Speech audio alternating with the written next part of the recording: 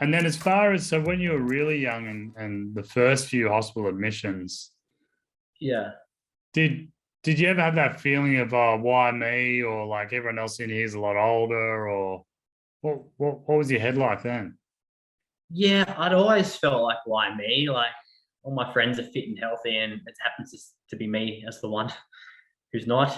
Um, and then yeah, when I had the transplants in the four-bedded room, I was obviously the youngest one there, and these other people are like 60 plus years old.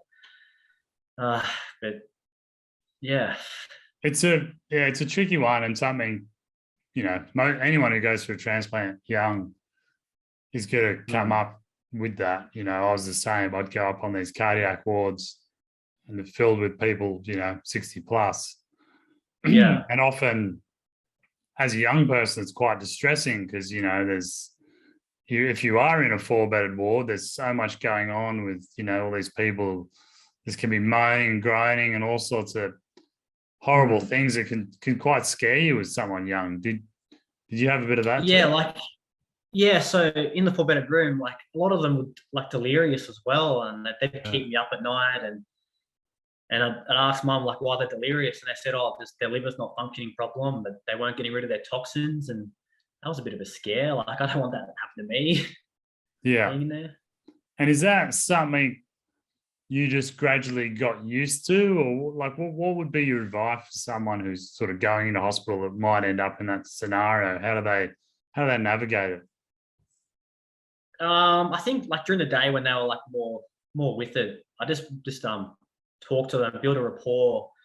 There was a guy across from me who had his liver transplant like 2 days after me, and he ended up getting out before me. And I see him at the cafe when I'd go for a walk, and he'd just talk about his experience, what medications he was on, how he was going. And then another guy in the bed next to me, I found out he was from Orange as well. Yeah, right. So just rather Unbelievable. than sort of shut down and go into a shell, Yeah. reach out, have a conversation, and I guess that helps you pass the time as well, doesn't it?